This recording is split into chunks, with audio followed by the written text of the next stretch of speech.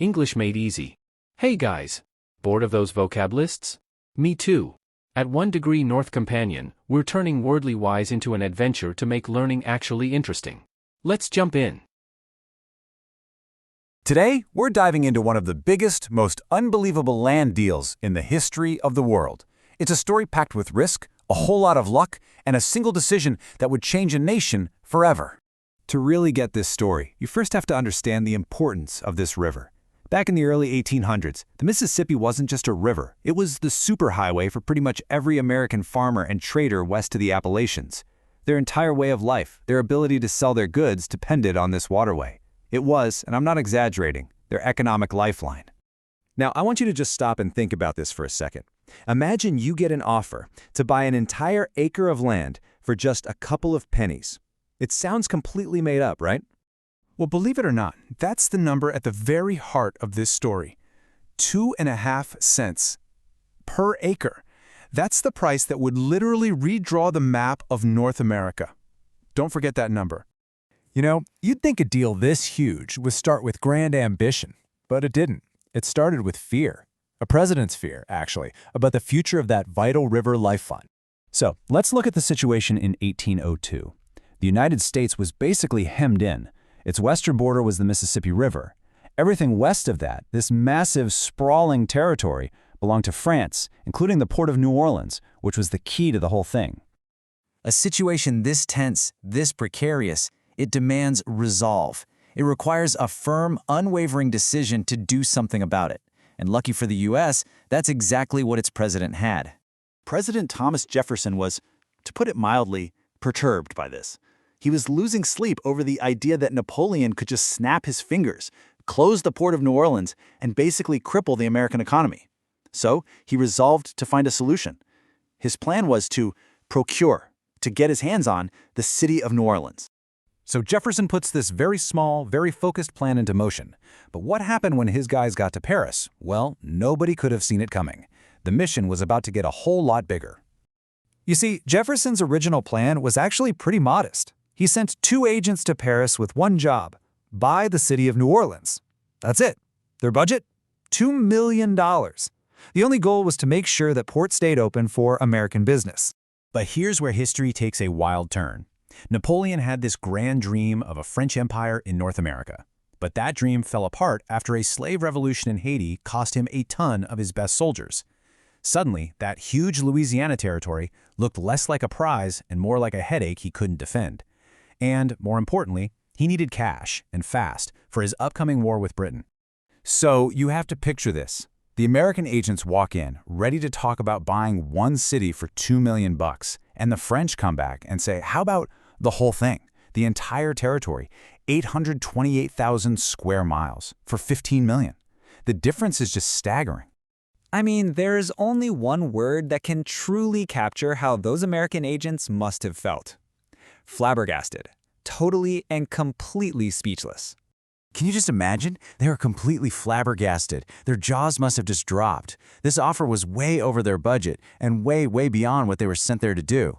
But here's the amazing part. Even in their shock, they were receptive. They instantly knew this was a once-in-a-lifetime opportunity. But hey, even the deal of a century needs a little negotiation, right? So the agents had to sit down and haggle. They had to argue back and forth over the price to make sure they got the absolute best terms for their country. After all that haggling, they finally landed on $15 million. And as the ink was drying, the French foreign minister himself said this. He knew right then and there that this wasn't just a deal. It was a noble bargain that would change history. Okay, so you'd think making the deal in Paris was the hard part, right? Well, not even close. Now these agents had to go back home and convince a very skeptical Congress to approve this massive purchase that they had absolutely no permission to make. The treaty was signed in Paris, but the fight was just beginning. Its entire fate now hung in the balance, and it all came down to the messy world of politics back in Washington, D.C. And let me tell you, Congress was not thrilled.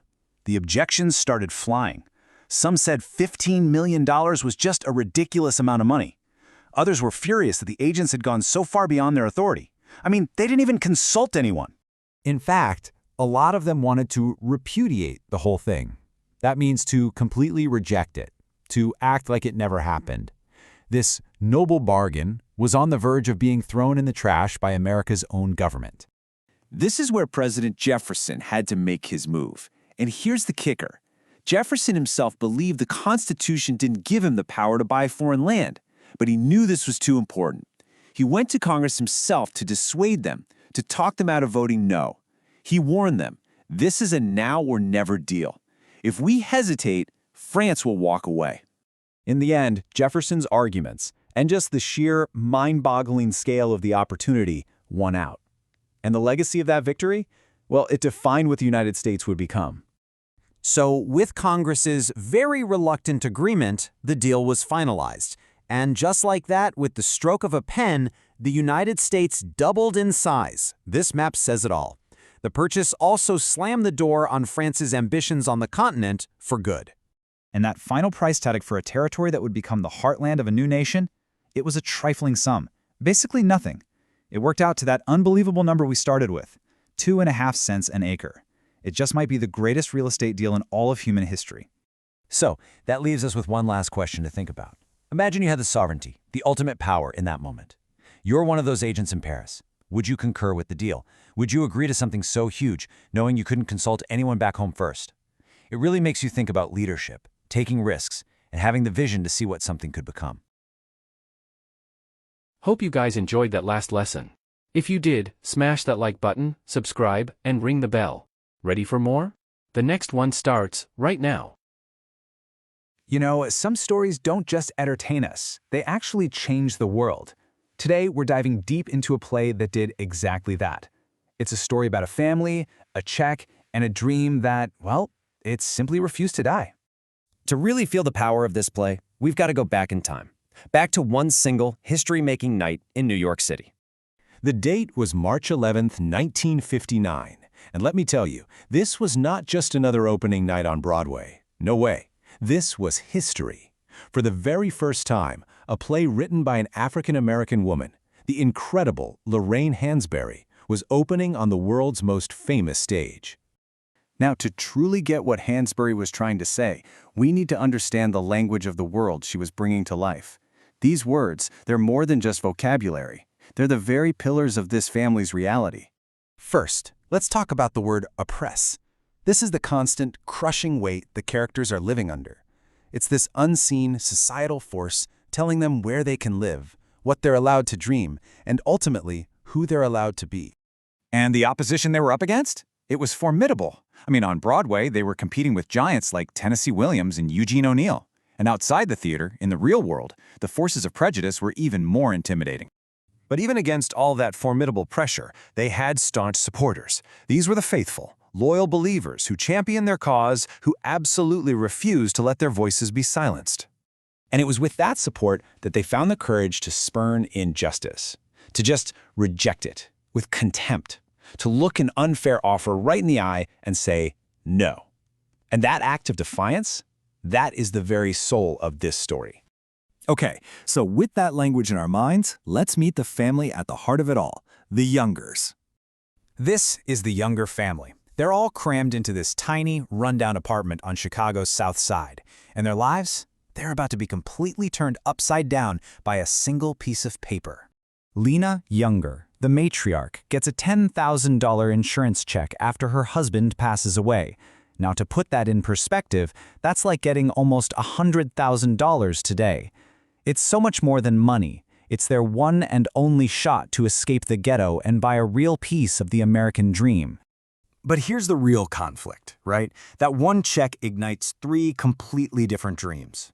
Lena, she just wants a home, a place with sunlight and some dignity. Her son Walter, he sees a fast track to wealth through a business investment. And his sister Benitha, she desperately needs it for her medical school tuition. So you have one hope, pulling the family in 3 competing directions. What's so amazing is that this powerful work of fiction was forged in the fire of undeniable fact. This story wasn't just imagined. For the playwright, it was lived. The play's title actually comes from a famous poem by Langston Hughes called Harlem, and it asks this question that just beats at the heart of the Younger family struggle. What happens to a dream that's put on hold for too long? Does it just dry up? So this theme of oppression, it wasn't some abstract idea for Lorraine Hansberry. She was, and I quote, painfully familiar with it. Her art was a direct reflection of her own life. Just look at this timeline. In 1938, her own family did exactly what the Youngers wanted to do. They bought a house in an all-white neighborhood. They faced so much bigotry that their case went all the way to the Supreme Court. And they won. But that fight, it was brutal. And that real-life legal battle became the blueprint for her masterpiece. In the play, this whole experience gets boiled down into one critical scene.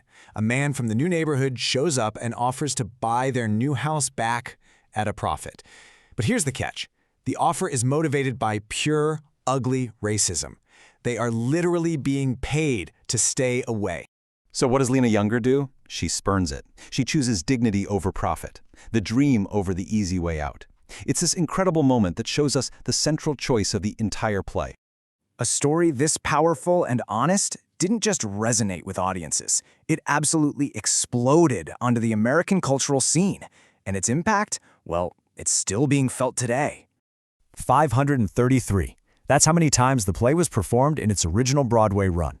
The reviews were glowing, and it even won the New York Drama Critics Circle Award for Best Play, which is a huge deal. And its power hasn't faded one bit. 55 years after it premiered, a 2014 revival starring the formidable Denzel Washington was a massive success. It just goes to show you that the story's themes are just as urgent now as they were back in 1959. This play did so much more than just sell tickets. It fundamentally broadened the perception of the Black experience in America. It opened doors for countless artists and earned its place as a true, undisputed American classic. And that brings us right back to where we started, to the play's central, incredibly difficult choice. The play leaves all of us with a question that goes way beyond time or race. When you're faced with an easy, profitable way out that costs you your dignity, what do? Would you, like Lena Younger, spurn that offer? It's really something to think about, isn't it? How would you defend your dream? The Younger family showed us their answer, and in doing so, they really did change the world. Thanks so much for watching. Hope you enjoyed today's show. If you did, hit that like button, subscribe, and ring the bell so you never miss an update. I'll see you in the next one.